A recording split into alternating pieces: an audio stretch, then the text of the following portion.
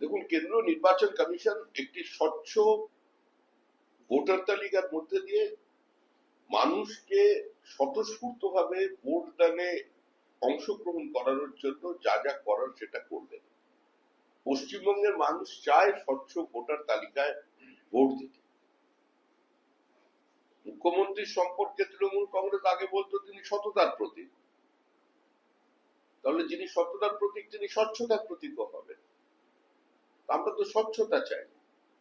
ভুয়ো ভোটার, রোহিঙ্গা, বাংলাদেশি অনুপ্রবেশকারী মুক্ত ভোটার লিস্ট চাই, তার উপরে নির্বাচন হবে।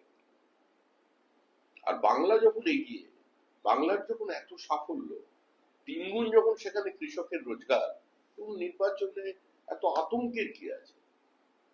শিল্প চলে যাওয়া নিয়ে কি জবাবে সেটা একটু বলেন। মিনিস্ট্রি অফ কর্পোরেট অ্যাফেয়ার্স এর কাছে আমার প্রশ্ন ছিল যে পশ্চিমবঙ্গে তৃণমূল কংগ্রেসের সময়কালে কত কোম্পানি রাজ্য ছেড়ে অন্যত্র তাদের অফিস সরিয়ে নিয়ে গেছে। সবচেয়ে আশ্চর্যের বিষয় এটাই, যারা বলছেন এগিয়ে বাংলা এবং মানুষের দেয় করের টাকা খরচা করে প্রতি বছরে যারা শিল্পোৎসব করেন বিজিপিএস এর মঞ্চে, আর যেখানে দাঁড়িয়ে কিছু শিল্পপতি বলেন যে এত ভালো শিল্প বান্ধব পরিস্থিতি আগে কোনোদিন ছিল না, তাতে দেখা যাচ্ছে যে 6,688টা কোম্পানি তারা তাদের অফিস পশ্চিমবঙ্গ থেকে গত 14 বছরে সরিয়ে নিয়ে গেছে। মানে রাজ্যের তৃণমূল সরকারের আমলে এটাই হচ্ছে পরিসংখ্যান। আর যেটা অ্যালার্মিং সেটা হচ্ছে ছত্তিশগড়ের মতো রাজ্যে সেখানে 511টা কোম্পানি চলে গেছে। দিল্লিতে 1277টা কোম্পানি চলে গেছে, যার মধ্যে 20টা কোম্পানি লিস্টেড কোম্পানি। হরিয়ানায় 164টা কোম্পানি চলে গেছে, আরো গেছে সঙ্গে 3টে লিস্টেড কোম্পানি। যারা বলছেন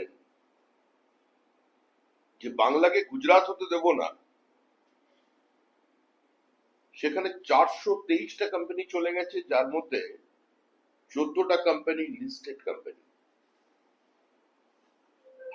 তো এভাবে দেখা যাচ্ছে পরিসংখ্যানগত 110টা আমাদের লিস্টেড কোম্পানি তারা তাদের অফিস পশ্চিমবঙ্গ থেকে তুলে নিয়ে যাচ্ছে।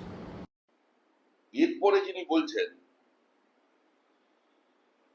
যে বাংলা বাঙালির বিরুদ্ধে অত্যাচার হচ্ছে, পরিসংখ্যান অন্য কথা বলছে। আজকে তৃণমূল কংগ্রেসের রাজত্বকালে তারা বাঙালিদের পশ্চিমবঙ্গ থেকে তাড়িয়ে দিচ্ছে। বাঙালি মেধা পশ্চিমবঙ্গ থেকে চলে যাচ্ছে, বাংলার পুঁজি পশ্চিমবঙ্গ থেকে সরছে, কর্মসংস্থানের সুযোগ কমছে, পরিযায়ী শ্রমিকের সংখ্যা বাড়ছে। এটা হচ্ছে বর্তমান পরিস্থিতি।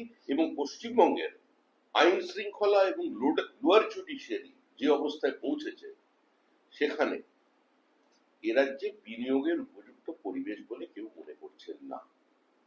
আর আজকের পৃথিবীতে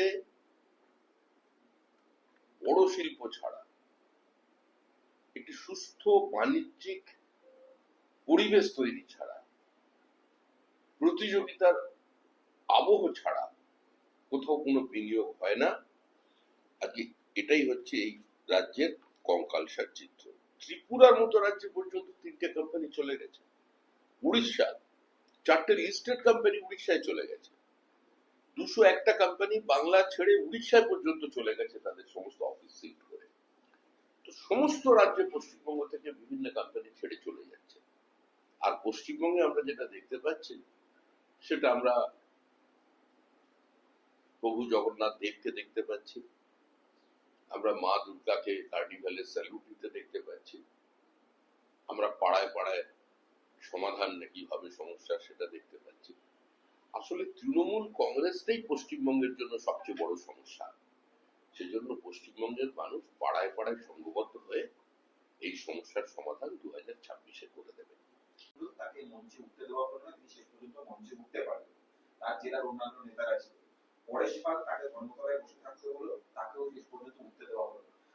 তৃণমূলের যারা এতদিন হেভিওয়েট ছিলেন একটা অংশ প্রাপ্ত হয়ে যাচ্ছে। এইসব তৃণমূল বলতে পারে অন্যের পারিবারিক বিষয়, আমাদের কোনো উৎসাহ নেই। আমাদের কাছে তৃণমূল একটা ফুটবলের মতো, যেখানে সব মিলেমিশে একাকার হয়ে গেছে। ওখানে কোনো জায়গায় অণু উঠতে পারেনি, কোথাও পরমাণু উঠে গেছে। এইসব নিয়ে এখন আর মানুষের কাছে কোনো আগ্রহ নেই। মানুষ তৃণমূলের থেকে মুক্তি চায়। ঠিক সময় মানুষ বিষয়টা দিয়ে দেবে। উত্তরবঙ্গে বলছেন যে তারা এখনো ভাবছে, তারা শর্ত আরোপের কথা তো তারা বলেইনি। হাইকোর্ট বলেছে শর্ত আরোপের কথা, প্রয়োজনে যে কোনো ধরনের শর্ত আরোপ করতে পারে এবং জেলায় জেলায় যে তদন্তগুলো চলছে সেই তদন্তগুলো চলবে, এটা হচ্ছে হাইকোর্টের নির্দেশ। এবার কেন্দ্রীয় গ্রামোদ্যোগ দপ্তরের মন্ত্রী যদি বলেন যে তারা এখনো ভাবেননি, মানে আপনি যেটা বলছেন এটার সঙ্গে বাস্তবের কোনো যোগ নেই, কারণ এটা তো তৈরি হবে সম্পূর্ণভাবে সেক্রেটারি লেভেল। তো আগে শর্ত দিক, কেন্দ্র শর্ত দিক, সেই শর্তে রাজ্য রাজি হোক। শর্ত তো মানতে রাজি নয়, জটিলতা তো সেখানেই। বারবার কেন্দ্র সরকারের পক্ষ থেকে বলা হচ্ছে যে মানুষগুলোকে আপনি চিহ্নিত করেছেন তাদের বিরুদ্ধে শাস্তিমূলক ব্যবস্থা দিন এবং টাকাটা তাদের থেকেও উদ্ধার করুন। এরকম 10টা ঘটনা দেখান না রাজ্য সরকার, যেখানে হয়নি। আমরাও তো চাই 100 দিনের কাজ এর মানুষ টাকা পাক, দরিদ্র মানুষ টাকা পাবে না, এই প্রকল্পের সুবিধা পাবে না, এটা তো বিজেপি চায় না। আমরাও চাই অবিলম্বে পশ্চিমবঙ্গে 100 দিনের কাজ শুরু হোক। আমাদেরও পঞ্চায়েত চালাতে হয়, আমাদেরও বিভিন্ন জায়গায় নির্বাচিত জনপ্রতিনিধি আছে। এই প্রতিকূল পরিস্থিতির মধ্যে ওই মানবরূপী অসুরের অধীনে যে পঞ্চায়েত নির্বাচন আমরা করেছি, তাতেও তো 11,000 আসনে বিজেপি প্রার্থী জয়ী হয়েছে, তার বেশি আসনে। এত ভিডিওর কারচুপির পরেও তো আমাদেরও তো এগুলো ফেস করতে হয়। রাজ্যসভার সাংসদ, রাজ্যসভার চেয়ারম্যান তথা উপরাষ্ট্রপতি জগদীপ ধনখড় গতকাল ইস্তফা দিয়েছেন। তা নিয়ে বিতর্ক তৈরি হয়েছে। বিরোধীরা বলছেন যে ভেতরে কিছু আছে, অন্য কারণ, শারীরিক কারণ তো রয়েছে, ডাল মে কুছ কালা হ্যায়, এমনটা বিরোধীরা বলছেন। বিরোধীরা কি বলছেন জানা নেই। জগদীপ ধনখড়ের প্রতিভা, জগদীপ ধনখড়ের ব্যক্তিত্ব, জগদীপ ধনখড়ের রাজ্যপাল থাকার সময় ভূমিকা, চেয়ারম্যান হিসেবে তার রাজ্যসভায় ভূমিকা প্রত্যেকের জানা, তার দীর্ঘদিনের সামাজিক জীবন। তিনি নির্বাচিত জনপ্রতিনিধি ছিলেন। তো সুতরাং জগদীপ ধনখড় যখন লিখেছেন যে শারীরিক কারণে তিনি ইস্তফা দিয়েছেন, আমার মনে হয় এটা নিয়ে কোনো রাজনীতি বা রাজনৈতিক বিতর্কের কোনো অবকাশ নেই। এটা তার পূরণ করা কথা। তিনি ভালো থাকুন, সুস্বাস্থ্য থাকুন, তিনি দীর্ঘজীবী হন, এটাই আমরা চাই। দাদা, কাজের প্রশ্নেও তৃণমূল কংগ্রেসের হাইকোর্টের যে নির্দেশ ছিল সেই নির্দেশের পরেও গ্রামোন্নয়ন মন্ত্রক এখনো পর্যন্ত পদক্ষেপ করেনি, অথচ 1 আগস্ট থেকে 100 দিনের কাজ ফের শুরু করার নির্দেশ ছিল কলকাতা হাইকোর্টে। কলকাতা হাইকোর্ট যে নির্দেশ দিয়েছে তাতেই সমস্যার সমাধান করা সম্ভব নয়, কারণ কলকাতা হাইকোর্টের নির্দেশে বলা আছে কেন্দ্রীয় সরকার যে কোনো ধরনের শর্ত আরোপ করতে পারেন এবং জেলায় জেলায় যে তদন্তগুলো চলছে সেই তদন্তগুলো চলবে, কিন্তু কাজটা শুরু হোক। তো আগে তো শর্তাবলী ঠিক হোক, আগে দুই সরকারের আমলারা নিজেদের মধ্যে বসে সার্কেল করুন, সেই শর্ত মানতে রাজ্য সরকার রাজি আছে কিনা সেটা দেখা যাক। অতীতে মুখ্যমন্ত্রী 10 জন সাংসদকে নিয়ে প্রধানমন্ত্রীর সঙ্গে দেখা করেছিলেন এবং বেরিয়ে সাংবাদিকদের বলেছিলেন যে প্রধানমন্ত্রী অত্যন্ত গুরুত্বের সঙ্গে আমাদের পুরো বক্তব্যটা শুনেছেন এবং শুনে জানিয়েছেন যে রাজ্য সরকারের 3 জন সেক্রেটারি এবং কেন্দ্রীয় সরকারের সংশ্লিষ্ট দপ্তরের 3 জন সেক্রেটারি তারা নিজেদের মধ্যে বসে ব্যাপারটি মিটিয়ে ফেলবে। কিন্তু সেই মিটিংটা কবে হলো, কোথায় হলো এবং তার কামআউট কি এলো সেটা তো আমরা কিছুই জানতে পারলাম না। কিন্তু রাজনৈতিক বক্তব্য চললো কেন্দ্রের বঞ্চনা, কেন্দ্রের বিমাতৃসুলভ আচরণ, বাংলাকে ফাঁকে মারার চেষ্টা হচ্ছে। কিন্তু প্রশ্নোত্তরের জবাবে তো এই এসআইআর এর 73 লক্ষ ভোটার প্রশ্নের মুখে এসে দাঁড়িয়েছে। তাদের তারা বৈধ না অবৈধ। এই এসআইআর যদি বাংলায় হয় সংখ্যাটা কোথায় যেতে পারে? সেটা সংখ্যাটা কোথায় যেতে পারে সেটা আগে এসআইআর হোক, তারপরে বোঝা যাবে। সংখ্যাটা 3 লক্ষ কিংবা 73 লক্ষ এটা নয়। বিষয়টা হচ্ছে আমরা একটা পরিচ্ছন্ন, ত্রুটি মুক্ত, রোহিঙ্গা মুক্ত, বাংলাদেশি অনুপ্রবেশকারী মুক্ত ভোটার লিস্ট চাই, তার উপরে নির্বাচন চাই। তাহলে মানুষ জানতে পারবেন প্রকৃত চিত্রটা। এটা তো পশ্চিমবঙ্গবাসীর সুরক্ষার স্বার্থে, প্রত্যেকটি রাজ্য, সে বিজেপি শাসিত রাজ্য হোক আর অবিজেপি শাসিত রাজ্য হোক, তারা এই বাংলাদেশিদের খুঁজে বার করবার চেষ্টা করছে তাদের আভ্যন্তরীণ নিরাপত্তার স্বার্থে এবং জাতীয় নিরাপত্তার স্বার্থে। তো সেক্ষেত্রে পশ্চিমবঙ্গ কম্প্রোমাইজ করছে। দাদা, গতকাল 21শে জুলাই যুক্তরাষ্ট্রীয় কাঠামোতে আঘাত নয় কোনটা? এই নির্বাচনী দপ্তরকে, রাজ্য নির্বাচন দপ্তরকে স্বতন্ত্র করে দেওয়া? রাজ্য নির্বাচন কমিশনকে স্বতন্ত্র করে দেওয়া কোনো যুক্তরাষ্ট্রীয় কাঠামো নয়, কারণ মানুষের গণতান্ত্রিক অধিকার, মানুষের মৌলিক অধিকার সুরক্ষিত হচ্ছে কিনা সেটা দেখার দায়িত্ব হচ্ছে সংবিধানের যারা কাস্টোডিয়ান তাদের, এবং একটা সাংবিধানিক সংস্থা যদি সেই কাজটাকে করার জন্য একটা নির্দিষ্ট পদক্ষেপ গ্রহণ করে, সেটা সংবিধান বিরোধী নয়, সংবিধান বহির্ভূত নয়, সেটা সাংবিধানিক পদক্ষেপ। ওড়িশায় আবারও এক তরুণী গণধর্ষণের শিকার হয়েছে। বন্ধুর বাড়িতে যাওয়ার সময়, বন্ধুর জন্মদিনের পার্টিতে যাওয়ার সময় তাকে তুলে নিয়ে গিয়ে জঙ্গলে নিয়ে গিয়ে গণধর্ষণ করা হয়। তৃণমূলেরও এই বিষয়ে অভিযোগ যে law and order situation double engine সরকার আসার পর পুরো ভেঙে গিয়েছে। সার্বিকভাবে ঘটনাটা নিয়ে আপনার প্রতিক্রিয়া এবং তৃণমূলের বক্তব্য? এগুলো হচ্ছে সামাজিক ব্যাধি, এগুলো কাঙ্ক্ষিত নয়। এ ধরনের ঘৃণ্য অপরাধের যারা যুক্ত, সেই অপরাধী চূড়ান্ত শাস্তি দেওয়া উচিত। কিন্তু প্রশ্ন হচ্ছে উড়িষ্যা যে পুলিশ আছে তারা কি করছে? সেই পুলিশ কি কোনো জায়গায় প্লেস অফ অকারেন্স কে অল্টার করেছে, প্রমাণ লোপ করেছে? সূর্যাস্তের পরে মেয়েটিকে অটোপসি করেছে, কিংবা তাড়াতাড়ি দাহ করে তার সমস্ত প্রমাণ, বায়োলজিক্যাল এভিডেন্স লোপাট করে দিয়েছে? তার ভ্যাজাইনাল সোয়াবকে নির্দিষ্ট উষ্ণতায় রাখা হয়েছে কিনা, এটা দেখা। যেটা এ রাজ্যে হয় না, সেটা ভারতবর্ষের বাইরে অন্য রাজ্যে হয়। এমনকি অনিতা দেওয়ানেরও যারা অপরাধী ছিল তাদের যাবজ্জীবন হয়েছিল, কিন্তু কামনুনির যারা অপরাধী তারা কিন্তু বিচারের বাইরে তাদের সরিয়ে দেওয়া হয়েছে পরিকল্পিতভাবে। দাদা, একটা প্রকল্প ঘোষণা করেছেন, নতুন কর্মসূচি আমাদের পাড়া আমাদের সমাধান। 2রা আগস্ট থেকে এটা শুরু হবে। 3টে করে বুথ নিয়ে একটা গোষ্ঠী তৈরি হবে এবং এর জন্য প্রচুর টাকা বরাদ্দ করেছেন তিনি। প্রচুর টাকা মানে বরাদ্দ। পথশ্রীর রাস্তাগুলো কি হলো? ওখানকার ঠিকাদাররা পয়সা পাচ্ছে না কেন? যত প্রকল্প ঘোষণা করছেন, তো সেই প্রকল্প শুরু হচ্ছে, তারপর আর শেষ হচ্ছে না। এখন পাড়ায় পাড়ায় সমস্যার সমাধান মানে কি? বিরোধীদের খুঁজে বার করো, তাদের উপরে আক্রমণ করো, এটাই হবে তো? তৃণমূলের তো এটাই সংস্কৃতি, যে কোনো বিরোধী থাকবে না। তৃণমূল নিজেই একটা সমস্যা।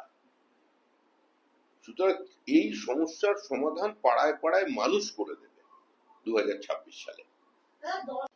সমিতা, আপনারা বলেন যে বাংলায় ভুয়ো জব কার্ড হয়েছে, কিন্তু প্রশ্নোত্তরের জবাবে দেখা যাচ্ছে ভুয়ো জব কার্ডের যে হিসেব দেওয়া হয়েছে, তৃণমূল কংগ্রেসের তরফ থেকে প্রশ্ন করা হয়েছিল, মালা রায় প্রশ্ন করেছিলেন, সেই প্রশ্নের জবাবে দেখা যাচ্ছে ভুয়ো জব কার্ডের সংখ্যায় উত্তরপ্রদেশ, গুজরাট বাংলার থেকে অনেক এগিয়ে রয়েছে। এখনো পর্যন্ত বাংলার সমস্ত ভুয়ো জব কার্ডের পরিসংখ্যান সামনে আসেনি। 2, একথা কোন তরফে দাবি করা হয়নি যে বিজেপি শাসিত রাজ্যে ভুয়ো জব কার্ড নেই বা দুর্নীতি সেখানে হয়নি, কিন্তু সেখানে দুর্নীতি হলে কেন্দ্রীয় সরকারের গাইডলাইন মেনে নরেগার যে পদ্ধতি আছে সেটা মিলে যারা দুর্নীতি করেছে তাদের চিহ্নিত করা হয়, ব্যবস্থা নেওয়া হয় এবং তাদের কাছ থেকে লুট করার টাকা উদ্ধার করা হয়, যেটা পশ্চিমবঙ্গে হয় না। পশ্চিমবঙ্গ সরকার স্বীকার করেছে দুর্নীতি হয়েছে, কেন্দ্রীয় সরকারের তরফ থেকে বলা হচ্ছে যারা দুর্নীতি করেছে তাদের চিহ্নিত করুন, তাদের বিরুদ্ধে শাস্তিমূলক ব্যবস্থা নিন এবং টাকা তাদের থেকে উদ্ধার করুন। তৃণমূল কংগ্রেস বলছে যে সরকার সেই টাকা পূরণ করে দেবে। এটা তো সম্ভব নয়, এটা ভারতের আর্থিক শৃঙ্খলার পরিপন্থী। যে নির্বাচন কমিশন থেকে রাজ্যের যে সিইও দপ্তর, সেটাকে আলাদা করবার জন্য মানে নবান্নকে চিঠি পাঠানো হয়েছে, নির্বাচন কমিশন পাঠিয়েছে, স্বতন্ত্র নির্বাচনের দপ্তর হবে রাজ্যে। অর্থাৎ যে সিইও আছেন তার, আপনি জানেন, নিয়োগ এবং আর্থিকভাবে রাজ্য সরকারের উপর তিনি ডিপেন্ডেন্ট, রাজ্য নির্বাচন দপ্তর, তাকে আলাদা করে দেওয়ার নির্দেশ দেওয়া হয়েছে। 26-এর বিধানসভা নির্বাচনের আগে সেটা কতটা গুরুত্বপূর্ণ? দেখুন, কেন্দ্রীয় সরকার না sorry, থেকে মোট 56 জন মহিলাকে পাচার করার চেষ্টা করা হচ্ছিল। তাদেরকে আরপিএফ, তাদেরকে রেড পুলিশ তাদেরকে উদ্ধার করেছে। এটা উত্তরবঙ্গে দেখা যাচ্ছে যে চা বাগান থেকে মহিলা পাচার হয়ে যাচ্ছে। এটা উত্তরবঙ্গের বিভিন্ন চা বাগানের একটা অন্যতম চা বাগান থেকে মহিলা পাচারের প্রতিষ্ঠার আবির্ভাব হয়েছে। চা বাগানের বহু চা শ্রমিক তারা এখান থেকে ছেড়ে তারা পরিযায়ী শ্রমিক হয়ে অন্য রাজ্যে চলে গিয়েছে। চা বাগানের জমি বেআইনিভাবে তার চরিত্র পরিবর্তন করে সেখানে রিসোর্ট বানিয়ে দেওয়ার ব্যবস্থা হচ্ছে এবং বানানো হচ্ছে। উত্তরবঙ্গের জঙ্গলের কাঠ লোপাট করে দেওয়া হচ্ছে। দুষ্প্রাপ্য ক্যাকটাস, অর্কিড উত্তরবঙ্গ থেকে চুরি হচ্ছে। উত্তরবঙ্গে ইললিগাল স্যান্ড মাইনিং এর কারণে এবং খরস্রোতা নদী থেকে বিভিন্ন বোল্ডার তুলে নেওয়ার কারণে নদীর গতিমুখের পরিবর্তন হচ্ছে এবং তার জন্য হাজার হাজার একর জমি, চাষযোগ্য জমি, সেখানে আবার সেগুলো জলের তলায় চলে যাচ্ছে। তো সামগ্রিকভাবে তৃণমূল কংগ্রেস তো প্রকৃতির বিরুদ্ধে যুদ্ধ ঘোষণা করেছে। তার তৃণমূল এর জন্য বরাদ্দ করেছেন এবং পুরো প্রজেক্টের জন্য 8,000 কোটি টাকা, যেখানে ডিএ বা অন্যান্য বিভিন্ন ক্ষেত্রে সরকারি না কর্মচারীরা না, আমরা শুধু পথশ্রীর কথা বলছি। খালি যে ঠিকাদাররা কাজ করেছেন তাদের পেমেন্টটা ঠিকঠাক দিয়ে দিলে রাস্তাটা ঠিক হতে পারে, আরো তারা কাজ পেতে উৎসাহী হতে পারে। একটা সময় ছিল যখন অফিসারদের দরজায় দরজায় কন্ট্রাক্টররা ঘুরতো, আর এখন অফিসাররা কন্ট্রাক্টরদের দরজায় দরজায় ঘুরছে তাদের কাজ করানোর জন্য। কেউ কাজ নিতে চাইছে না। অসম, ওড়িশা, ছত্তিশগড়, রাজস্থান, দিল্লি এই সমস্ত জায়গায় বাংলা ভাষাভাষী মানুষকে আক্রমণ করা হচ্ছে, তাদের বাংলাদেশি বলে দাগিয়ে দেওয়ার চেষ্টা করা হচ্ছে। মুখ্যমন্ত্রী আজকে বলেছেন। আজকে এই পরিস্থিতি যদি তৈরি হয় তার জন্য দায়ী হচ্ছেন তৃণমূল কংগ্রেস, তৃণমূল কংগ্রেসের নীতি। কোথায় কজন বাঙালি চলে এসেছে? খালি মুখ্যমন্ত্রী বাঙালির সঙ্গে যোগাযোগ আছে, বিজেপির নেই? এই সমস্ত প্রদেশে যারা বাঙালি পরিযায়ী শ্রমিক আছেন, যারা ছোট ছোট চাকরি করছেন, তারা আতঙ্কিত। তারা আমাদের বলছেন যে এই ধরনের বাংলায় উগ্র প্রাদেশিকতার কারণে বাংলা ভাষা নিয়ে, বাংলা ভাষার কথা নিয়ে যে ধরনের বক্তব্য তৃণমূল কংগ্রেস রাখছে, তাদের ভবিষ্যৎ একটা অনিশ্চয়তার সামনে পড়ে যাচ্ছে। সূত্রের খবরের উপরে ভিত্তি করে তো কোনো বিবৃতি দেওয়া বা কোনো মতামত দেওয়া উচিত নয়। তবে এরকম যদি হয়ে থাকে, না, পশ্চিমবঙ্গের মানুষের কাছে এটা আনন্দের সংবাদ। কারণ পশ্চিমবঙ্গের মানুষ এই মুহূর্তে আতঙ্কিত। পশ্চিমবঙ্গের মানুষের কাছে তৃণমূল কংগ্রেস কার্যত একটা অভিশাপ হয়ে দাঁড়িয়েছে। সীমান্তবর্তী জেলার বিভিন্ন মানুষ আজকে বিনিদ্র রজনী যাপন করেন। তারা চাইছেন রোহিঙ্গা মুক্ত পশ্চিমবঙ্গ, বাংলাদেশি মুসলিম